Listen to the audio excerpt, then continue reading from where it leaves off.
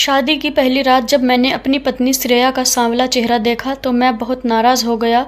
मैंने उसे तलाक देने की ठानी, लेकिन वह मेरे पैरों में गिर पड़ी और मुझसे कहने लगी, आप दूसरी शादी कर लीजिए, मैं घर के किसी कोने में पड़ी रहूँगी। मैंने एक खूबसूरत औरत मान्या से शादी की और उसे घर ले आया। श्रेया नौकरानी बनकर उसकी सेवा करने लगी। घर में सभी लोग खुश थे क्योंकि उन्हें एक मुफ्त की नौकरानी मिल गई थी। लेकिन एक रात मैं अचानक बाहर खड़ा खामोश निगाहों से अपने घर का दरवाज़ा देख रहा था। ना जाने क्यों आज हिम्मत नहीं हो रही थी कि दरवाज़ा खोलकर अंदर जाऊं। पास के मंदिर से भजन की आवाज़ गूंजी तो मैंने आसमान की ओर देखा। सर्दियों की शाम जल्दी ही रात की स्याही में बदल रही थी। मैंने एक गहरी सांस ली। चाहूँ या ना चाहूँ, आखिरकार मुझे अपने घर तो जाना ही था। इसके अलावा मेरा कोई और ठिकाना भी नहीं था। मैंने दरवाज़ा खोला और घर के अंदर दाखिल हो गया। पूरा घर हमेशा की तरह चमक रहा था। मार्बल के फर्श पर मुझे अपनी परछाई नज़र आ रही थी। शाम के इस पहर भी घर में कहीं धूल का नाम और निशान नहीं था। ऐसा लग रहा था जैसे घर की कई बार सफाई की गई हो। मेरे जूते मिट्टी से सने होते। मैं जब आगे बढ़ा तो फर्श पर मेरे पैरों के निशान बनते चले गए। ड्राइंग रूम में दाखिल होते ही मेरी निगाह अंदर के नज़ारे पर पड़ी। वहाँ रौनक थी।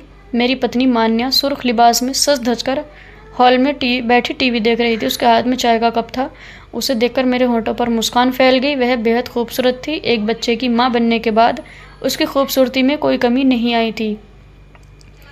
मुझे देखते ही उसने मुझे पास बैठने का इशारा किया और किचन की ओर मुँह करके आवाज़ लगाई, श्रेया ज़रा समीर के लिए भी चाय ले आओ। मैं चुपचाप उसके पास बैठ गया। आज मेरा दिल बुझा हुआ था। मेरी पत्नी भी मेरे चेहरे को देखकर कुछ समझ रही थी। वह इधर उधर की बात करके मेरा ध्यान भटकाने की कोशिश कर रही थी। शायद उसे भी अंदाज़ा हो गया था कि मैं किस बात से परेशान हूँ।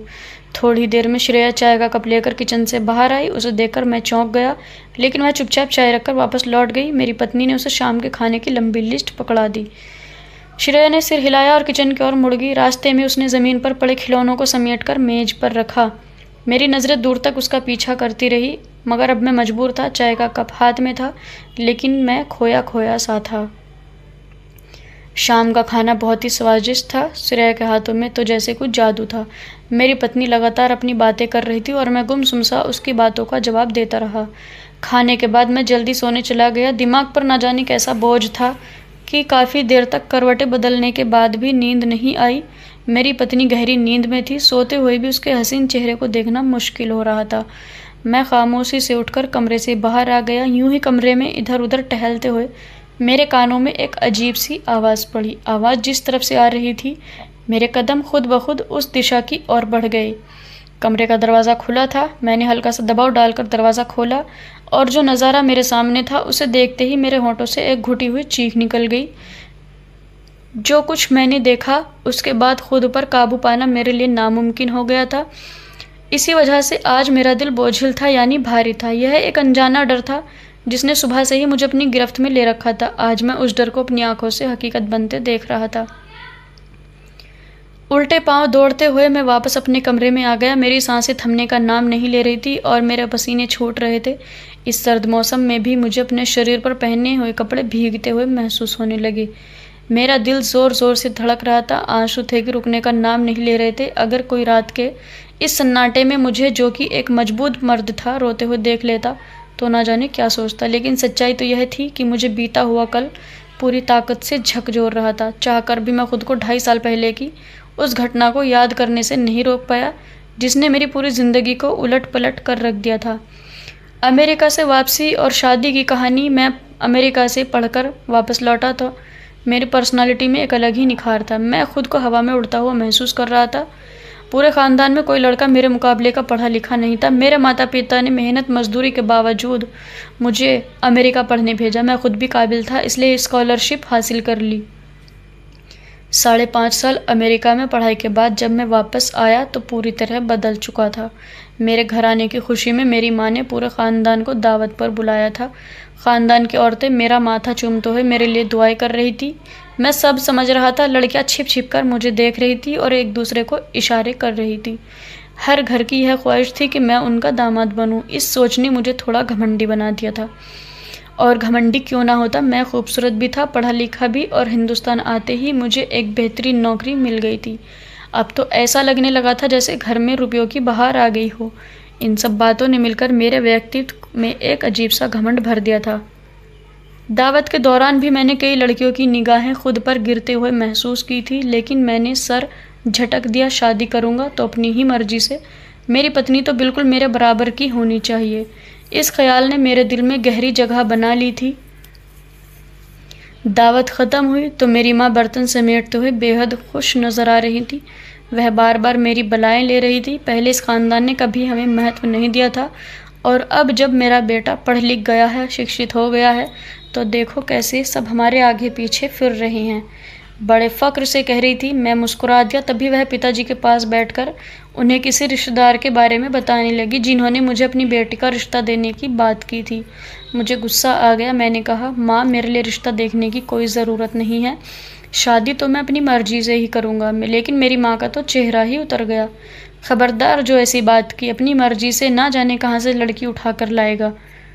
शादी से पहले जात खानदान सब देखना होता है, और सबसे ज़रूरी बात यह है कि लड़की घर बसाने वाली होनी चाहिए।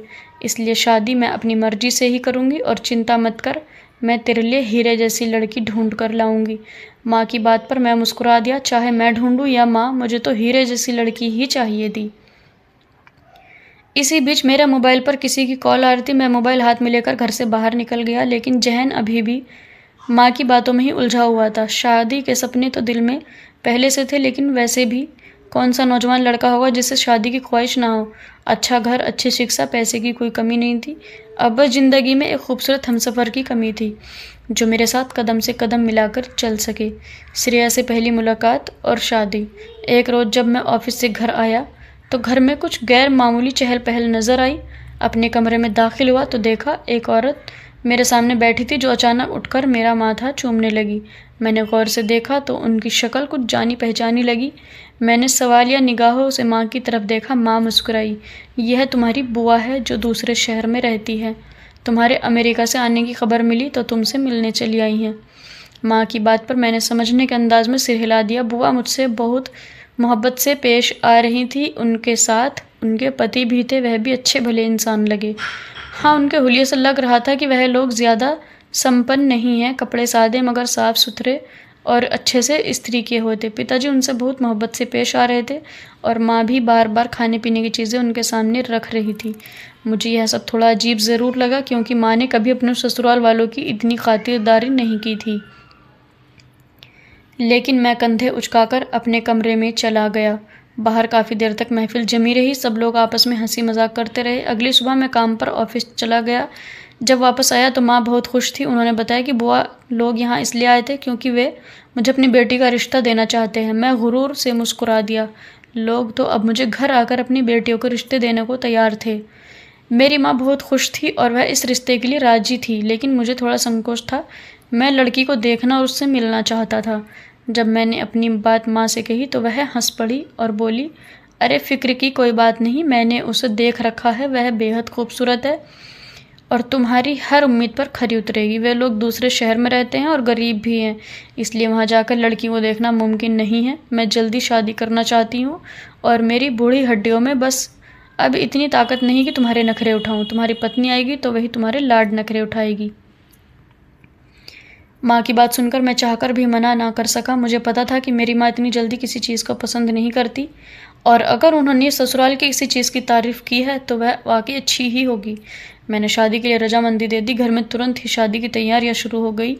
मैंने पूरी कोशिश की कि किसी तरह अपनी होने वाली पत्नी से बात कर सकूं, लेकिन मुझे पता चला उसके पास मोबाइल फ़ोन भी नहीं है और ना ही वह किसी से इस तरह की मुलाकात करती है। कोई बात नहीं, मैंने खुद को तसल्ली दी। शादी में अब दिन ही कितने रह गए हैं। शादी की रात और दिल का टूटना। ऑफिस में मेरे सभी दोस्तों को मेरी शादी की खबर लग गई थी और सब मुझे मुबारकबाद दे रहे थे। वे सभी हाई स्टैंडर्ड वाले लोग थे, इसलिए मैंने शहर के सबसे बड़े हॉल में अपने रिसेप्शन की पार्टी रखी। मैं चाहता था कि जब मैं अपनी पत्नी के साथ मंडप पर जाऊं तो सबकी निगाहें हम पर ठहर जाए। शादी का दिन भी आ गया। मैंने दिल खोलकर पैसे खर्च किए थे। शादी की एक एक चीज़ शानदार बनाई गई थी। हमें बारात लेकर दूसरे शहर जाना था। सफ़र की थकावट ने हम सबको थका दिया था, लेकिन मुझे अपनी शादी की खुशी थी। हालांकि जब मैं एक छोटे से घर में दूल्हा बनकर बैठा तो मुझे घुटन सी महसूस होने लगी। मुझे वहाँ बैठना बहुत बुरा लग रहा था। मैंने माँ से कहा, कहा भी था कि बुआ से कह दे कि शादी किसी मैरिज हॉल में हो, लेकिन उन्होंने अपने छोटे से घर में ही इंतज़ाम कर लिया था। मैं चाहकर भी कुछ नहीं कह सका और चुपचाप सहन करता रहा। मैं बेसब्री से अपनी दुल्हन का इंतज़ार कर रहा था। थोड़ी ही देर में शादी के मंत्र पढ़े गए और शादी संपन्न हो गई। मैंने माँ की ओर सवालिया निगाहों से देखा। मुझे भूख लग रही थी, लेकिन दुल्हन वालों की तरफ से खाने पीने की कोई चीज़ पेश नहीं की जा रही थी। आखिरकार थक हार कर मैंने अपने ससुर से पूछ ही लिया। मेरा सवाल सुनकर वो खामोश हो गए, फिर बोले, बेटा, हमने तो पहले ही कह दिया था कि हम बारातियों को खाना नहीं खिला सकते। तुम्हारी माँ से पहले बात हो गई थी। उन्होंने कहा था कि बारातियों को खाना वे खुद खिलाएंगी। उन्होंने यह बात बहुत आम अंदाज में कही, लेकिन मेरे ऊपर तो जैसे पहाड़ टूट पड़ा। मुझे बहुत गुस्सा आया। यह तो सीधी सादी मेरी बेइज्जती थी। मेरे साथ आए मेहमान इधर उधर खाना ढूंढ रहे थे और मेरा चेहरा शर्म से लाल हो गया था। ससुराल वालों के खिलाफ यह मेरी दिल की पहली गांठ बन गई थी। मैं चुपचाप उठा और एक जान पहचान वाले को फ़ोन करके खाने के लिए कह दिया। थोड़ी देर में बारातियों का खाना पहुंच गया। मैं माँ से कुछ पूछना चाहता था, लेकिन समय सही नहीं था। मैंने खुद को समझाया कि चलो कोई बात नहीं। जब मेरी दुल्हन को मेरे सामने लाकर बैठाया गया तो मुझे थोड़ी तसल्ली हुई। वह लंबे कद की थी और उसने चेहरे पर घूंघट डाला हुआ था। उसका सजा और संवरा हुआ रूप देखकर मुझे लगा कि वह ज़रूर बेहद खूबसूरत होगी। मुझे विदाई की जल्दी होने लगी। थोड़ी ही देर में बारात रवाना होकर शहर के लिए निकल गई। जब हम वापस पहुंचे तो रात हो चुकी थी। मैं बेसब्र हो रहा था, लेकिन माँ को रस्मों की पड़ी थी। छोटी छोटी कई रस्में करते करते रात के 10:30-11 बज गए। आखिरकार मैंने इशारे से माँ को बता दिया कि मैं अब अपने कमरे में जाना चाहता हूँ। इशारा सबने देख लिया और हंसने लगे। फिर माँ मेरी पत्नी को कमरे में ले जाकर बैठा आई। उनके चेहरे पर एक अजीब सी मुस्कान थी, जिसकी वजह से मुझे समझ नहीं आई। मेहमान कमरे से निकलकर बाहर हो गए तो मैंने दरवाज़ा बंद किया और पलटा। बेड पर मेरी पत्नी अपने लहंगों को फैलाए बैठी थी। कमरे में गुलाब के फूलों से बहुत खूबसूरती से सजावट की गई थी। मैं धीरे धीरे चलता हुआ बिस्तर की तरफ गया और उसके सामने जाकर बैठ गया। आज मेरे अरमानों के पूरा होने का दिन था। मेरी शानदार ज़िंदगी में जो एक कमी थी वह आज पूरी हो गई थी। एक खूबसूरत पत्नी जिसकी मौजूदगी मुझे मुकम्मल बना देती। मैंने हाथ बढ़ाकर उसका घूंघट उठाया, लेकिन अगले ही पल जैसे मेरे पैरों तले ज़मीन खिसक गई। मेरी आंखें हैरानी से फटी की फटी रह गई, क्योंकि सामने मेरी बुआ की बेटी बैठी थी। वह मुस्कुरा रही थी, लेकिन उसकी मुस्कान के बावजूद चेहरे पर कोई ख़ास चमक नहीं थी। उसका रंग बेहद सांवला था, नैन नक्श भी साधारण थे, और सबसे बड़ी बात, उसके बाईं गाल के ठीक ऊपर एक उभरा हुआ बड़ा सा मस्सा था। मेरे दिल में एक टीस सी उठी। वह चुपचाप बैठी थी, शायद मेरी तारीफ़ की या मुँह दिखाई के तोहफे की उम्मीद कर रही थी। लेकिन एक नज़र डालने के बाद मेरा मन नहीं हुआ कि मैं दोबारा उसकी तरफ देखूं। गम और गुस्से से मेरा दिमाग की नसें जैसे फटने लगी। यह क्या किया माँ ने? उन्होंने तो कहा था कि तुम बेहद खूबसूरत हो, लेकिन तुम्हारी सूरत तो ऐसी है कि मैं तुम्हें एक बार देखने के बाद दोबारा नहीं देख सकता। तुम मेरी उम्मीदों पर खरी नहीं उतरी। मुझसे बहुत बड़ी भूल हो गई कि बिना देखे तुमसे शादी कर ली। मेरे लबों से यह कड़वे शब्द निकल पड़े। वह जो अब तक धीमे धीमे मुस्कुरा रही थी, अचानक मेरी तरफ देखने लगी। मेरी बातों ने उसकी आंखों में आंसू ला दिए थे। मैंने नफ़रत भरी नज़र से उसे देखा और घृणा से मुंह फेर लिया।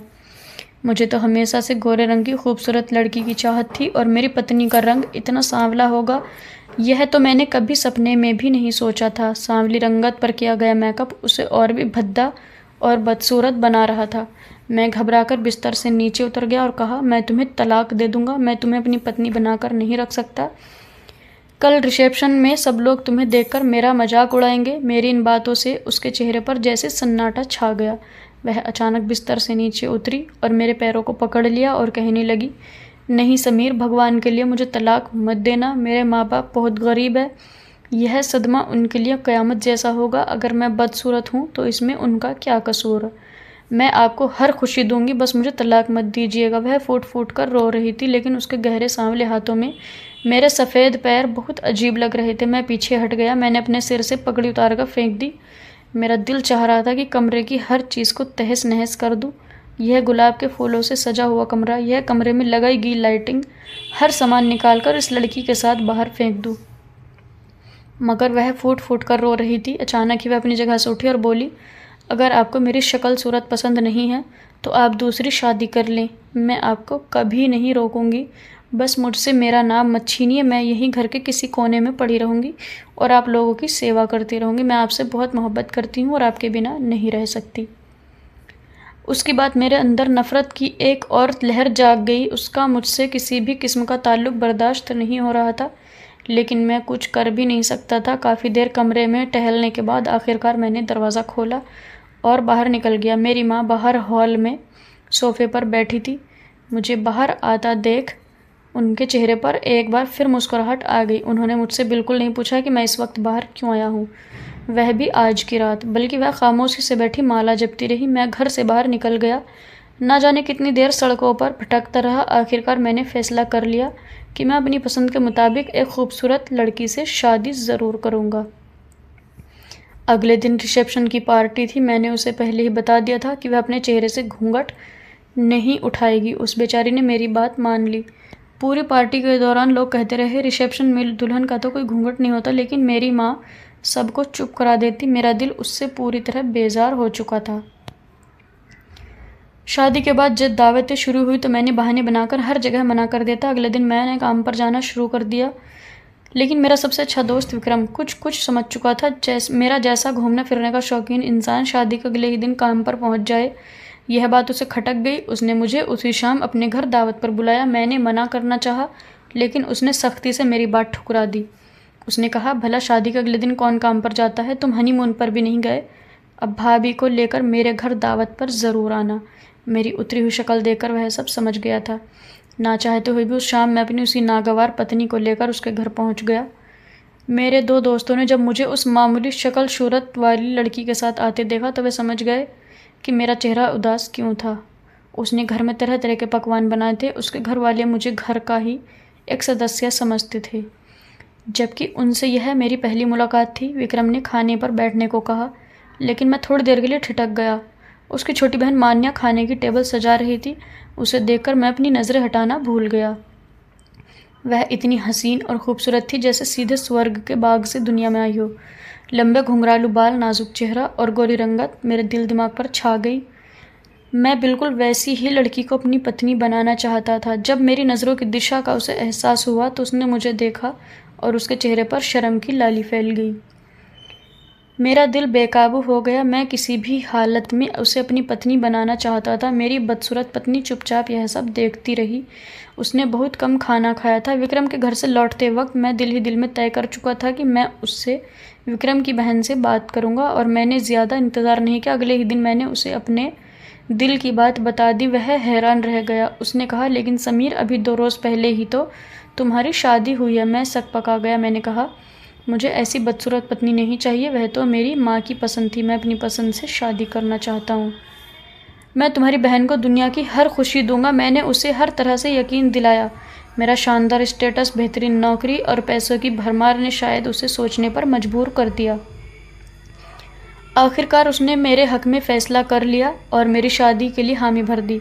उस रोज़ मैं बहुत खुश था। मैंने घर आकर सबसे पहले माँ को बताया। मेरी माँ सुनकर उनके चेहरे पर कोई हैरानी नहीं थी, जैसे कि सब पहले से तय हो। 1 हफ्ते बाद ही मैं मान्या से शादी करके उसे अपने घर ले आया। उसकी खूबसूरती और बनाव सिंगार देखकर मेरी पहली पत्नी श्रेया कुछ पल वहीं खड़ी रही और फिर खामोशी से कमरे से बाहर निकल गई। मैंने अलमारी से उसके सारे कपड़े निकाल कर सोफ़े पर रख दिए और कहा, इस कमरे में अब मान्या रहेगी। तुम माँ के कमरे में या स्टोर रूम में सो जाओ।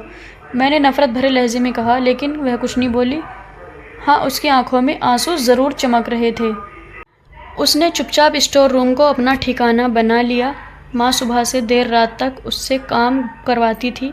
उन्हें जैसे कोई मुफ्त की नौकरानी मिल गई हो। बात बात पर वह उसे डांटती, फटकारती और अपमानित करती। मुझे हैरानी थी, क्योंकि अपनी नरम मिजाज माँ का यह रूप मैंने पहले कभी नहीं देखा था। लेकिन मुझे श्रेया में कोई दिलचस्पी नहीं थी, इसलिए माँ उसके साथ जो भी सलूक करती मुझे कोई फ़र्क नहीं पड़ता था। मैं तो अपनी नई ज़िंदगी में मगन था। मान्या फैशनेबल लड़की थी। वह नए स्टाइल के कपड़े पहनती और हमेशा मेकअप किए रहती। उसकी खूबसूरती देखकर मैं बहुत खुश रहता। घर के सारे काम श्रेया करती, इसलिए मान्या को किसी भी काम करने की ज़रूरत ही नहीं पड़ती थी। शादी के कुछ ही टाइम बाद मैं मान्या को लेकर हनीमून पर चला गया। यूरोप का लंबा टूर करने के बाद जब लौट कर आया तो पता चला कि मान्या प्रेग्नेंट है। मेरी ज़िंदगी अब पूरी होने जा रही थी। मैं बेहद खुश था। बस एक बात खटकती थी, घर में खामोशी से चलती फिरती श्रेया अब मुझे किसी साये की तरह लगने लगी थी।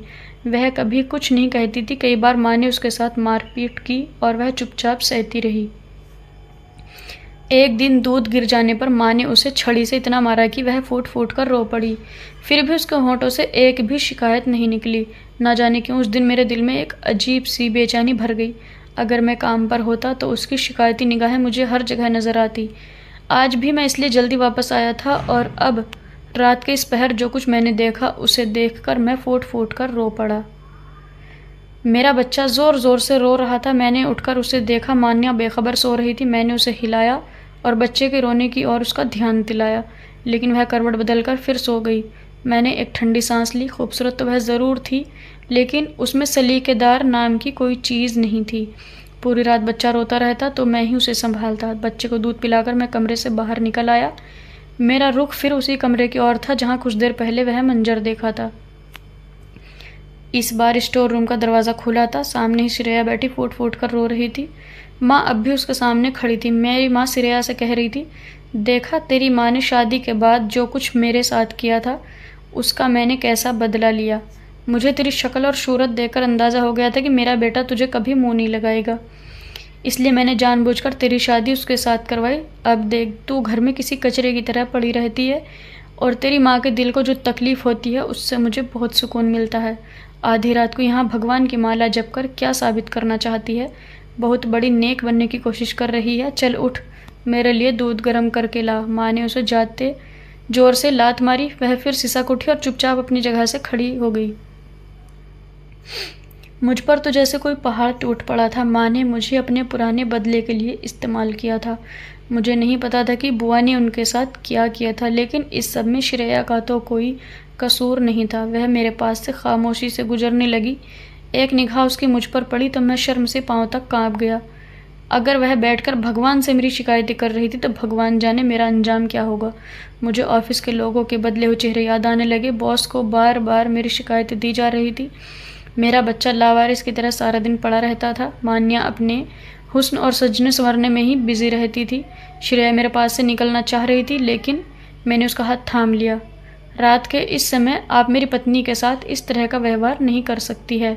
माँ, जो कुछ मैंने आज सुना है उसके बाद मैं यह पाप अपने सर नहीं लेना चाहता। आज से श्रेया को मैं अपनी पत्नी का दर्जा दूंगा। वह अब स्टोर रूम में नहीं बल्कि दूसरे कमरे में रहेगी। इन दोनों पत्नियों के साथ इंसाफ करना अब मेरी जिम्मेदारी है और आज के बाद आप मेरी पत्नी को कुछ नहीं कहेंगी। मैंने हाथ उठाकर माँ से कहा, जिनके चेहरे का रंग उड़ चुका था, लेकिन न जाने क्यों मेरे दिल में एक अजीब सा सुकून उतरता हुआ महसूस हो रहा था। श्रेया के आंसू भरी आंखों में भी एक अनोखी खुशी झलक रही थी। उसके चेहरे पर मुस्कान थी। मैंने गौर से देखा, उसका चेहरा दुपट्टा थोड़ा सा ढलका हुआ था और उसके चेहरे पर मासूमियत बिखरी हुई थी। वह हसीन नहीं थी लेकिन बदसूरत भी नहीं थी। मैंने धीरे से उसका हाथ थामा और उसे अपने कमरे की ओर ले गया। सुबह होते ही मैंने ऐलान कर दिया कि मैं अपनी दोनों पत्नियों को बराबरी का हक दूंगा। मान्या तो पहले तो खूब रोई, चीखी, चिल्लाई, लेकिन फिर चुप हो गई क्योंकि उसे मेरी दौलत और जायदाद से हाथ धोना मंजूर नहीं था। और श्रेया, वह इतनी खुश थी कि उठते बैठते ऊपर वाले का शुक्र अदा करना नहीं भूलती थी। घर के सारे काम वह अब भी पहले की तरह ही करती थी। बस फ़र्क इतना था कि अब उसकी आंखों में आंसुओं की जगह हर वक्त मुस्कान रहती थी। उसकी संगत में रहते हुए मुझे एहसास हुआ कि सच्चा सुख देने वाली पत्नी कैसी होती है। मेरे कपड़े जूते हमेशा तैयार हालत में मिलते। वह अपने हाथों से मेरे लिए गर्मा गर्म खाना परोसती और कभी कोई शिकायत नहीं करती। और अब तो मैंने भी दिल में यह ठान लिया था कि मैंने उसके साथ जो भी जुल्म किए हैं मैं उसका प्रायश्चित ज़रूर करूँगा। उस रात जब मैंने पहली बार श्रेया का दर्द सुना, जब माँ ने अपने मुंह से बताया कि उन्होंने बदला लेने के लिए मेरी ज़िंदगी से खेला, तो जैसे मेरे पैरों के नीचे की ज़मीन खिसक गई थी। मैं सोच भी नहीं सकता था कि एक मासूम लड़की को सिर्फ उसके रंग की वजह से, उसके हालात की वजह से और मेरी माँ की नफ़रत की वजह से इतना कुछ सहना पड़ा। मैंने तो कभी उसे देखा ही नहीं था, बस उसका चेहरा देखा और नज़र फेर ली। लेकिन उस रात मैंने उसकी रूह देखी थी, उसका सब्र, उसकी मासूमियत और उसका निर्दोष प्रेम।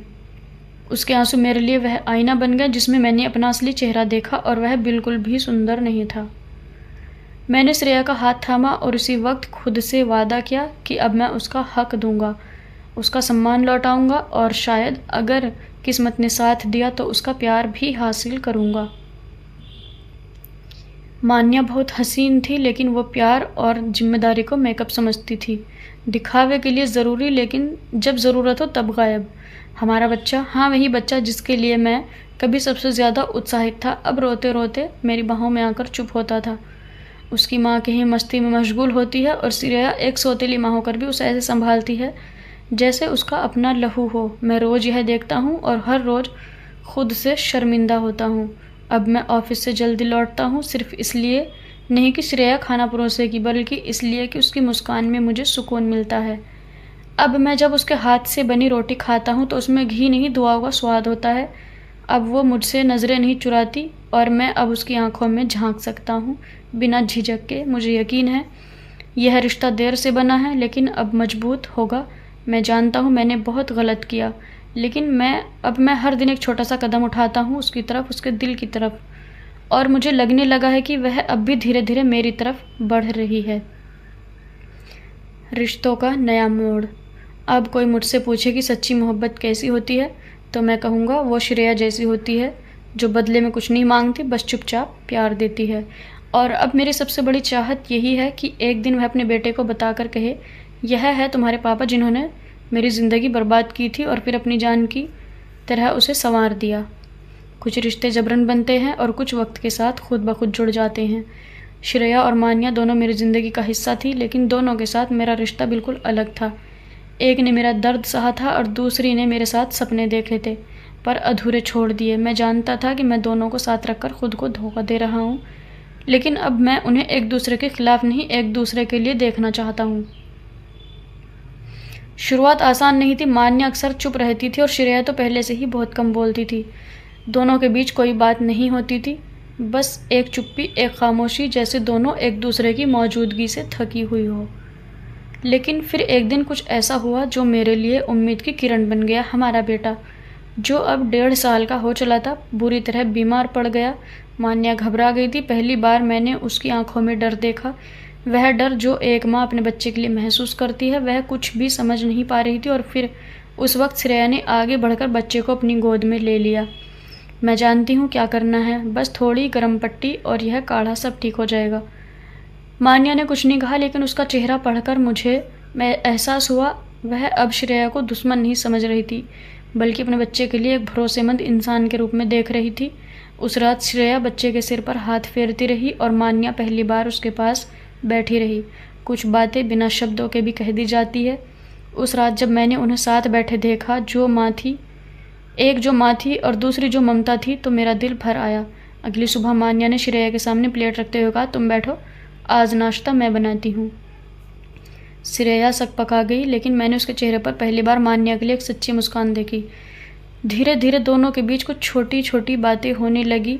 फिर एक दिन मैंने देखा दोनों रसोई में एक साथ खाना बना रही थी। श्रेया सब्जी काट रही थी और मान्या रोटी बेल रही थी। मैंने दरवाजे पर खड़ा यह सब देखता रहा। किसी ने नहीं देखा कि मैं मुस्कुरा रहा हूँ और अपनी आंखें भी पोंछ रहा हूँ। वक्त ने जो जख्म दिए थे, वही वक्त अब उन जख्मों पर मरहम रख रहा था। अब दोनों औरतें एक दूसरे से नहीं डरती थी, बल्कि अब दोनों ने एक दूसरे के अस्तित्व को स्वीकार कर लिया था। हमारे बेटे को 2 माएँ मिल चुकी थी, एक जन्म देने वाली और एक जीवन संवारने वाली। तो दोस्तों, उम्मीद करती हूँ आपको हमारी कहानी पसंद आई होगी। अगर कहानी पसंद आई है तो वीडियो को लाइक करें, और अगर चैनल पर नए हैं तो चैनल को सब्सक्राइब करें, और हाँ, बेल आइकन को दबाना ना भूलें ताकि आने वाली वीडियो का नोटिफिकेशन सबसे पहले आपको मिले।